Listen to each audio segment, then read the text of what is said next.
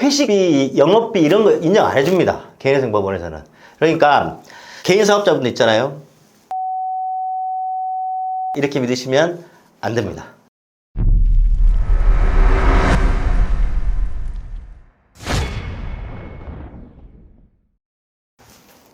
예, 여러분들 개인회생 소득 산정 방법에 대해서 간단하게 설명드릴게요. 이게 제가 이제 막 상담을 하다 보면 있잖아요.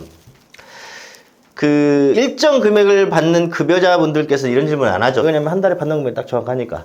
근데 급여 받으신 분들 중에서도 조금 큰 기업에 다니셔가지고 상여금이라든지 성과금이라든지 보너스 등을 받는 급여자분들이나 개인 사업자 하시는 분들, 그럼 매달 이제 매출에 따라서 막 소득이 달라지잖아요. 그러면 한 달 얼마 보세요 하면은 어떻게 대답을 해야 돼요? 저한테 이게 오히려 질문을 하죠. 저번 달에 한 200 보고 이번 달 400 보고 이렇게 해서 여러분들 이 소득 자체가 이제 기복이 있으신 분들에 대한 산정 방법에서 제가 설명을 좀 드릴게요. 자, 우선 급여자입니다. 급여자는 내 소득은 세전 소득이 아니라 세금 다 뗀 세후 소득, 실급여를 내 소득으로 봐요, 원칙적으로. 소득으로 보고, 이제 혹시 뭐, 정부에서 연금을 받는다든지, 뭐, 여러 가지 뭐 어떤 수당을 받는다면 이것도 소득에 잡혀요. 자, 그러면, 만약에 상여금이라든지 성과금 보너스를 받는 급여자들, 이런 분들은 보통 이제 대기업 근무하시는 분들이겠죠? 큰 기업들. 이분들은 달마다 이제 이게 굉장히 달라진단 말이에요. 그래서 이분들은 과거 1년치 총 받았던 금액을 총액에서 12로 나눠서 한 달 소득을 산정합니다. 그러면 만약에 여기 기아자동차에 한 달에 500씩 12개월 동안 받았고 뭐 성과금으로 막 5천만 원 받았으면 그러면 6천에 5천만 1억 1천만이 돼서 이거를 12로 나눈 게 한 달 소득이 됩니다. 이렇게 1년 동안 받은 모든 금액을 12로 나눈 금액이 한 달 소득이 돼요. 그러면 이런 질문 나올 수 있겠네요. 나 급여자인데 아직 근무한 지 4개월밖에 안 됐습니다. 그럼 저는 어떻게 산정합니까? 조금 쉬워요.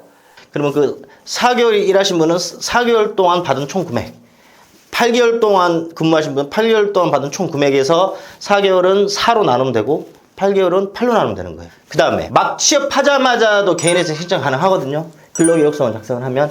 그럼 그때 소득은 어떻게 합니까? 이거는 이제 개인회생 접수를 하더라도 법원에서 보증명령이 내려와요. 앞으로 3개월 동안 실제 얼마 받는지를 보고하시오 법원에서 명령이 내려옵니다. 그러면 그 3개월 동안 받는 금액을 봐서 총 합한 금액에서 3으로 나눠서 그 평균이 이분 개인 한 달 소득으로 이렇게 산정되는 겁니다. 그 다음에 개인 사업자, 이제 사업소득자들이죠.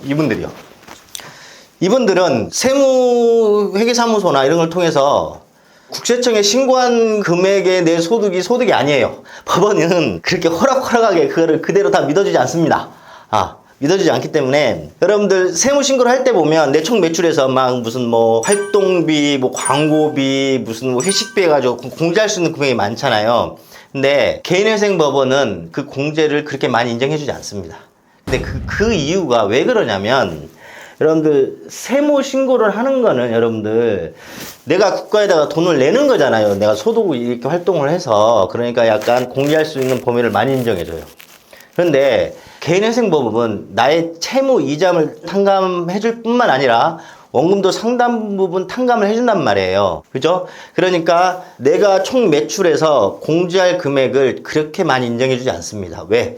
조금이라도 더 많이 갚으라고 채권자들은. 그래서 한 번씩은 저한테 이렇게 질문 많이 해요. 아니 저는 회계사무소 이용해서 내 1년 소득이 이만큼 잡혔는데 왜 법원에서는 이거밖에 인정 안 해줍니까? 그게 그 이유입니다. 여러분들 공제할 수 있는 것은 반드시 그 사업에 누가 봐도 반드시 있어야 할 것들만 공제시켜줘요. 회식비, 영업비 이런 거 인정 안 해줍니다. 개인회생 법원에서는. 그러니까 개인 사업자분들 있잖아요. 소득신고 금액이 내 소득이다 이렇게 믿으시면 안 됩니다.